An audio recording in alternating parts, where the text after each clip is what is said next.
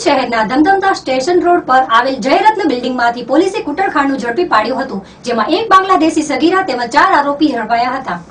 ભુજના ધમધમતા વિસ્તાર એવા સ્ટેશન રોડ પર આવેલ જયરત્ન બિલ્ડિંગમાં ચાલતા દેહ વેપારની બાતમી ભુજ બી ડિવિઝન પોલીસને મળતા તેઓએ રેડ પાડી હતી। તે દરમિયાન એક બાંગ્લાદેશી યુવતી તેમજ 4 યુવાનોની ધરપકડ કરવામાં આવી હતી।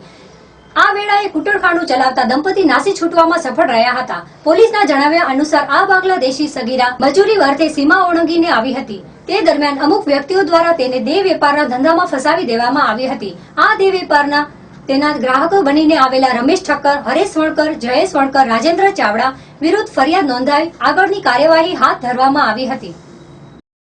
ગઈકાલે મળેલી હકીકત આધારે ભુજ જયરત્ન બિલ્ડિંગમાં અકરમ મોહમ્મદ હુસેન શેખ તથા તેની પત્ની મંજુરા ઉર્ફે પૂનમ ગેરકાયદેસર બહારથી છોકરીઓ બોલાવી અને કૂટણખાનું ચલાવે તેવી હકીકત મળતા અમો તથા ડીવાયએસપી ચૌધરી સાહેબ તથા વુમન પીએસઆઈ તાવિયાડ તથા મહિલા સ્ટાફ તથા પોલીસ સ્ટાફના માણસો સાથે 6:30 વાગ્યે રેડ કરેલી।